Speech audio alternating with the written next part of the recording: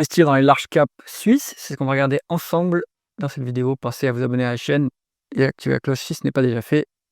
On commence tout de suite avec le top 10 des entreprises suisses cotées en Suisse. Donc, on a Nestlé, Roche, Novartis, Chubb, Compagnie financière Richemont, UBS, ABB, Zurich Insurance Group, Holcim Group et Swiss Re.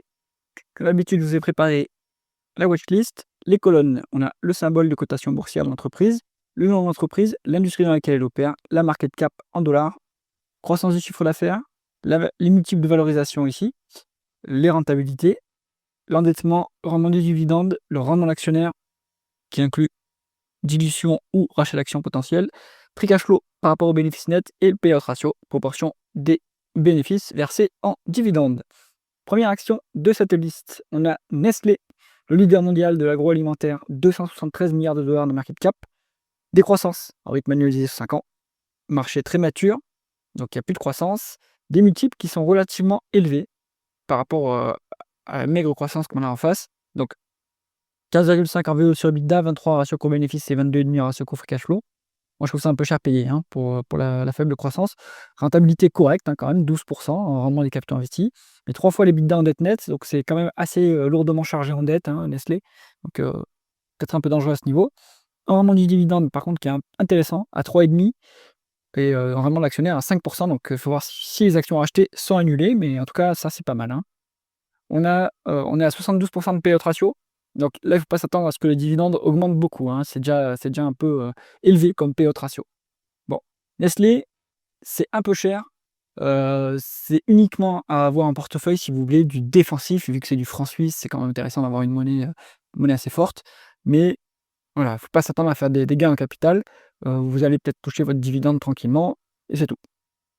Ensuite, on est sur Roche, donc le laboratoire pharmaceutique numéro 1 en Suisse, 262 milliards de dollars de market cap, décroissance en rythme annualisé sur 5 ans. Là aussi, c'est un marché qui est très mature. On fait plutôt la croissance externe d'ailleurs. En VE sur EBITDA, on a 11,5, donc c'est raisonnablement payé. 29 en ratio coût-bénéfice, 14,4 en ratio coût free cash flow. Je pense qu'il vaut mieux se fier au free cash flow, puisque c'est une entreprise qui est mature, il n'y a plus de croissance organique, donc les cash flows, on a plus besoin de les réinjecter dans la boîte pour la croissance, on peut les rendre aux actionnaires. Donc je trouve ça pas trop chèrement valorisé, Roche, à ce niveau. Après, moi, je suis à l'écart du secteur pharmaceutique, mais bon, voilà, si quelqu'un est intéressé par la pharma, pourquoi pas. 22,6 en rendement des capitaux investis, c'est très bon comme rentabilité. On est à moins d'une fois le bilan en dette nette, donc le bilan est clean. 3,6% en rendement du dividende, à peu près la même chose en rendement de l'actionnaire. Bon, petit dividende quand même intéressant à ce niveau, mais le payout ratio, il a l'air élevé, 92% de payout ratio, mais les free cash flow sont double des bénéfices nets. Donc en réalité, tout ça est bien soutenable sur Roche. Donc pas mal, c'est voilà, plutôt pareil, plutôt une optique défensive. Si vous cherchez à avoir un dividende, il n'est pas hyper élevé le dividende. Il peut peut-être augmenter, mais bon, voilà, c'est plutôt du fonds de portefeuille. Maintenant, c'est plus raisonnablement valorisé que Nestlé, donc peut-être plus intéressant. Avant de continuer, si jamais vous cherchez des supports d'investissement performants, pensez à cliquer sur le lien en haut à droite de l'écran. On continue tout de suite avec la troisième entreprise de la liste, Novartis. Donc, entreprise, un laboratoire pharmaceutique également. 231 milliards de dollars de market cap, 1,2% de croissance de chiffre d'affaires en rythme annualisé sur 5 ans. Donc, toujours pareil, c'est mature, il n'y a pas de croissance. 11,5 en VO sur EBITDA, 18,5 en ratio co-bénéfice, 13 en ratio co-free cash flow. La valorisation est même plus intéressante que celle de Roche. Ici, les multiples sont un peu plus bas, ou à peu près équivalents en tout cas. Une fois les l'EBITDA en dette nette, 3,6 en rendement du dividende, donc ça c'est bien, avec potentiellement des rachats d'actions pour annulation, 7,7% de rendement d'actionnaire. Donc ça, ça veut dire qu'ils rachètent des actions. Est-ce qu'elles sont annulées derrière? Il faut regarder, mais bon, c'est intéressant quand même à ce niveau. C'est plus intéressant que Roche d'ailleurs. Les free cash flows sont plus élevés que le bénéfice net, donc le payout ratio est même, à mon avis, inférieur à 50%. Intéressant Novartis, pareil, si vous pouvez investir dans des pharma, plus intéressant que Roche à mon avis, donc ça peut se mettre en fonds de portefeuille également. Ensuite, on est sur Chubb Limited, donc on est dans l'assurance, 117 milliards de dollars de market cap, 10,3% de croissance du chiffre d'affaires en rythme annualisé sur 5 ans. Donc moi je pense que c'est une boîte qui gagne des parts de marché, Chubb Limited. À voir si c'est la croissance organique uniquement, je suis pas sûr. Alors, comme c'est financière, on va regarder ratio court-bénéfice, 14 en ratio court-bénéfice. Bon, c'est pas hyper cher, mais bon, pour une financière, nous, on veut moins de 10, parce que c'est risqué comme secteur. Rendement des fonds propres, On veut aussi, pardon, une décote sur actifs tangibles parce que, pareil, les bilans des assurances, c'est compliqué à lire. Donc, on veut prendre ce que nous donne le management avec une pincée de sel et on veut une décote sur actifs tangibles avant de commencer à s'intéresser à une assurance. Donc ici, c'est pas le cas. Vous n'avez pas les marges de sécurité nécessaires. On est à 13 en rendement des fonds propres, c'est correct hein, pour une assurance. Ensuite, 1,3% de rendement du dividende, c'est pas exceptionnel. 2,8 en rendement actionnaire. Il faut un peu de rachat d'actions, à voir s'ils les annulent. Le payout ratio est pas si élevé que ça, donc je pense qu'ils peuvent monter encore cette rémunération actionnaire sans problème, hein. Donc Job Limited, moi plutôt à l'écart, hein, de toute façon les assurances, j'investis pas dans les assurances, mais vous n'avez pas les marges de sécurité nécessaires pour investir là-dessus, donc je pense qu'il vaut mieux en mettre à l'écart. Ensuite, on est sur compagnie financière Richemont, comme son nom ne l'indique pas, c'est du luxe. On a 108 milliards de dollars de market cap, 8,5% de croissance du chiffre d'affaires en rythme annualisé sur 5 ans. La croissance est forte, et ça c'était au début de la période de 5 ans. Sur les 2 dernières années, c'est plutôt mou, hein, tout le luxe est en souffrance. Ce qui explique que les multiples sont, bon, ils sont pas, c'est pas bas, hein, mais ils sont raisonnables par rapport à l'historique. 16 en VE sur EBITDA, 26, allez 27 en ratio coût-bénéfice et 30 en ratio coût cash flow. C'est quand même toujours un peu cher payé. On est à 11 en rendement de capitaux investis, rentabilité correcte, on va dire. Cash net, ça c'est bien. 2% en rendement du dividende, voilà, c'est pas hyper élevé. Et à mon avis, c'est parce qu'on est encore un peu cher, hein, vu qu'on regarde le payout ratio, il est à 62%. Donc, ouais, voilà, il y a cycliquement peut-être, enfin non, c'est à mon avis, c'est qu'on est encore on paye encore trop cher sur ce dossier pour, que ça soit intéressant. Il faudrait qu'avoir un rendement qui soit à peu près à 2,5-3% et les multiples un peu plus bas, hein. Si vous comparez à LVMH, on se paye moins cher quand même, hein. On a un rendement de dividende plus intéressant sur LVMH. Donc richement plutôt à l'écart. Ensuite, ABB, donc équipement électrique, 105 milliards de dollars de market cap, 3,3% de croissance du chiffre d'affaires en rythme annualisé sur 5 ans. Ça, à mon avis, c'est de la croissance organique. Les multiples qui sont quand même élevés hein, par rapport à la croissance qui est en face. 16 fois la VE sur EBITDA, 26 en ratio coût-bénéfice et 28 en ratio coût cash flow. C'est pas donné non plus, hein. Par contre, on est à 19 en rendement des capitaux investis. Ça, c'est très bon comme rentabilité. 0,3 fois l'EBITDA net. Donc, on sera bientôt cash net, à mon avis, sauf s'ils font des acquisitions. Mais on n'a pas besoin de s'endetter hein, pour faire de la croissance, puisqu'on est hyper rentable avec une croissance qui est plutôt faible. Donc, pas besoin. Donc, structurellement, l'entreprise dégage du flux, normalement.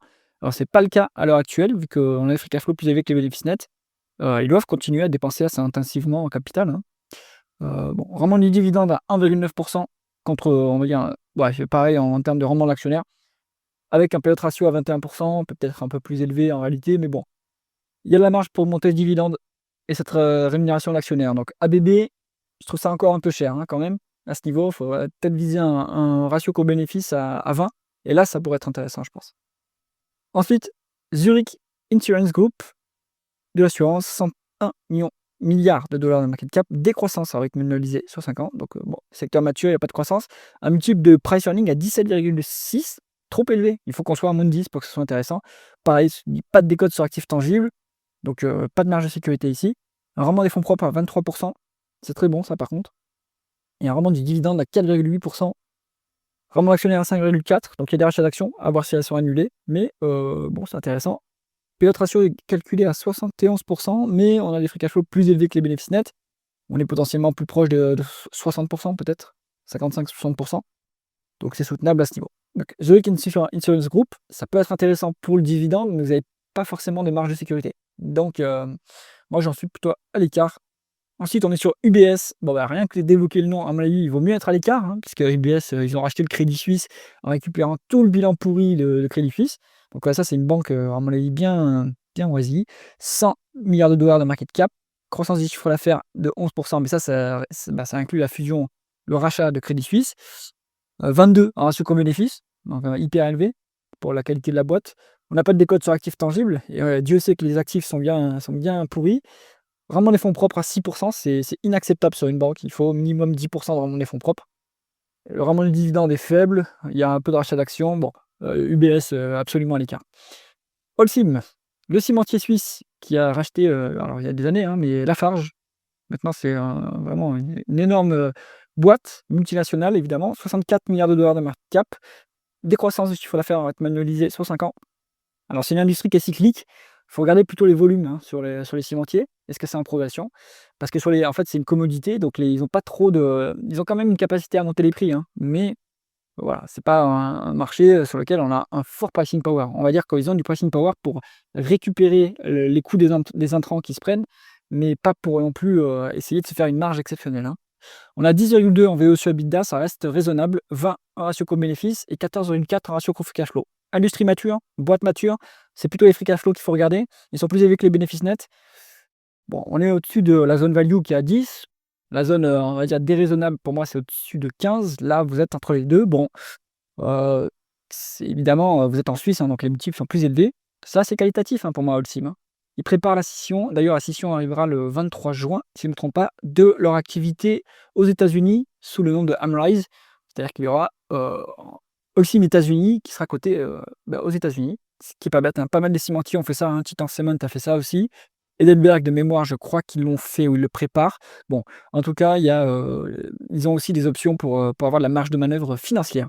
7,8% de rendement des capitaux investis, plutôt bon, hein. C'est une entreprise, c'est une industrie qui est intensive en capital. Donc, c'est normal qu'on ait des rentabilités pas exceptionnelles. Ici, c'est plutôt pas mal. 1,2 fois l'EBITDA en dette nette. Donc, le bilan est pas trop lourd. Ça va 3,3% de rendement du dividende. Donc, ça, c'est bien. Bonne rémunération d'actionnaire également, 5,2%. Il faut voir s'ils annulent des actions derrière. Mais free cash flow plus élevé que les bénéfices nets. Donc, tout ça est soutenable. Donc, pour moi, Holcim, évidemment, ça se paye cher comparé à du Vicat sur lequel j'ai pas mal performé. Ou même par rapport à du Heidelberg. Mais voilà, vous êtes dans une industrie qui n'est pas forcément qualitative. Vous avez des entreprises qualitatives comme Holcim, par exemple. Donc je pense que c'est quand même un bon dossier à aller regarder. Et on finit avec Swiss Re, un réassureur, du coup, 51 milliards de market cap, décroissance en rythme annualisé sur 5 ans. Le multiple de PE est à 15,4, c'est trop élevé. On veut du 10 sur les financières. Le multiple, pareil, de price to tangible book value ne présente pas de décote, donc on n'a pas la marge de sécurité qu'il faut. Rendement des fonds propres à 14,3%, c'est correct pour une financière. On est à 5,1% de rendement du dividende. Ça veut dire qu'on paye 2,5 milliards. Donc le payout ratio, attention qu'il est plus élevé que 50%. Bon, Swiss Re, pareil, hein, plutôt à l'écart. Bon, mais voilà, hein, cette liste, il y en a un peu pour tous les profils. C'est un peu cher. Globalement, c'est cher, évidemment. Mais si vous voulez faire je pense, du défensif avec du dividende et que vous êtes prêt à supporter le risque spécifique au pharma, vous pourrez regarder Roche et Novartis quand même. Et après, je pense que si vous voulez faire plutôt, on va dire, de la qualité, je mettrais ça quand même dans la qualité. Qualité, mais un peu cyclique, hein, par contre, vous pouvez prendre du Holcim. Voici ce que je garderai dans ce top 10 suisse pour le mois de juin. J'espère que cette vidéo vous a intéressé. Si c'est le cas, mettez un pouce vers le haut et pensez à vous abonner à la chaîne. À bientôt.